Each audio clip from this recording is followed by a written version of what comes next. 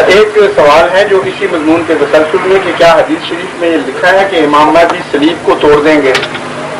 امام مہدی کے متعلق نہیں لکھا، آنے والے مسیح کے متعلق جس نے نازل ہونا ہے اس کے متعلق لکھا ہے کہ مسیح نازل ہوگا تو صلیب کو توڑے گا۔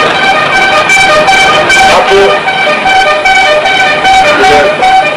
بڑی زبردست باتیں آپ کے پاس سے گزرتی ہیں، یہ ہمارا بند نہیں ہو رہا ہے۔ لکھا یہ ہے کہ مسیح موعود جو نازل ہوگا وہ صلیب کو توڑے گا۔ تو جیسا کہ میں نے بیان کیا تھا وہ سارا مضمون اس سے پہلے بحث گزر چکی ہے، تمثیلی ہے، یعنی صلیب سے مراد ظاہری صلیب نہیں، جس طرح گدھے سے مراد ظاہری گدھا نہیں۔ اس لیے ہمارا اور دوسرے علماء کا یہ اختلاف ہے بنیادی۔ باقی علماء کہتے ہیں کہ دجال بھی کانا دیو آئے اور ساری دنیا کو تباہ کرے تب جا کر مسیح نازل ہوگا، یعنی ابھی کافی نہیں ہوئی، ابھی بہت کچھ ہونا باقی ہے۔ اور گدھا بھی سچ مچ کا آئے آگ کھانے والا اور پیٹ میں سواریوں کو بٹھانے والا تب جا کے ہوگا۔ اس کی تو وہی مثال ہے کہ نہ 9 من تیل ہوگا نہ رادا ناچے، نہ اس قسم کا گدھا آئے نہ اس قسم کا کانا آئے اور نہ کوئی اللہ کی طرف سے ان کے اوپر آ کے بیٹھے امام تم یوں کرو اور یوں نہ کرو۔ اس لیے یہ فرضی قصے ہیں۔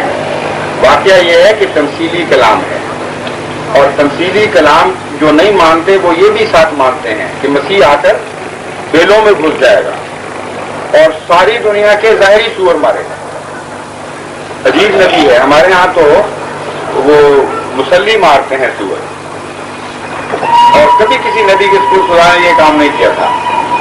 تو اللہ تعالیٰ وہ مسیح کو بیچارے کو اس عمر میں کہ 1985 سال تو ہو ہی چکے ہیں، 84 سال، پتہ نہیں کب اترتا ہے، اس کو جنگلوں میں بھیج دیا کہ جا کے سور مارو اور کسی سے نہیں مکتے۔ اور پھر صلیب ظاہری توڑے گا۔ کیا تصور ہے نبوت کا؟ قرآن سے تو دیکھیے کبھی ایسے نبی آئے ہیں تماشے؟ قرآن کیسے نبیوں پر ذکر فرماتا ہے؟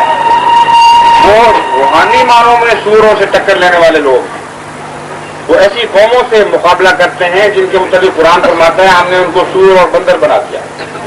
وہاں بھی ہم ظاہری معنی نہیں مانتے، یہ بھی کہانیاں ہیں، اس کوئی تاریخی ثبوت نہیں ہے کہ کبھی کوئی انسان سچ مچ کا بندر بناؤ اور سور بناؤ۔ کلام الہی کا ترجمہ کلام الہی کی شان کے مطابق ہونا چاہیے۔ مراد کیا ہے جہاں قرآن کہتا ہے سور بنا دیا؟ مراد یہ ہے کہ تمہاری صفات اتنی گندی ہو گئی کہ خدا کے نزدیک تم انسانیت کے درجے سے گر گئے۔ ایک درجہ تھا انسان سے کم ہو کر نقال بن گئے، انسان کے شکل صورت انسانوں والی بنا لی نقالی میں، لیکن اندر انسانیت نہیں۔ اس درجے کا نام ہے بندر۔ بندر بھی تو ڈوڈگی کے اوپر ناشتا ہوا دلہا بن جاتا ہے، بیاہ شادی مچاتا ہے، ٹوپی پہنی ہوتی ہے، سوٹ بوٹ پہنا ہوتا ہے، انسان تو نہیں بن جاتا، نقل اتارتا ہے۔ وہ کلام الہی مانے رکھتا ہے، کوئی بڑی بوڑھی کی جہلانہ کہانی نہیں ہے یہ کلام الہی۔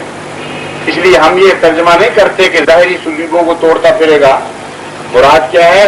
مذہب عیسائیت کی جان توڑ دے گا، صلیب کو توڑے گا، ان کی کمر توڑ دے گا، ایسی مضبوط دلائل سے ان کا مقابلہ کرے گا کہ ان کے لیے مقابلے کی طاقت نہیں رہے گی۔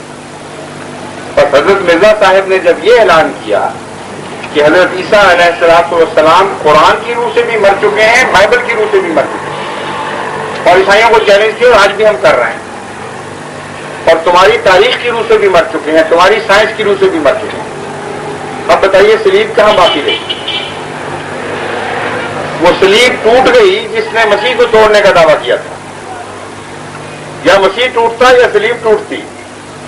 تو آپ نے جب یہ فرمایا کہ مسیح صلیب سے زندہ اترا ہے اور خدا کا بیٹا نہیں ہے تو صلیب کو توڑ دیا، یہی مانے ہیں۔ بس ہمارے عقیدے کے مطابق مسیح وہ نہیں ہے جو جنگلوں میں جا کے سور مارے گا اور ظاہری صلیبیں توڑتا پھرے گا، یہ تماشا نہ ہو سکتا تھا، نہ ہوا ہے کبھی، بلکہ مانوی لحاظ سے اس نے ان باتوں کو پورا کیا ہے۔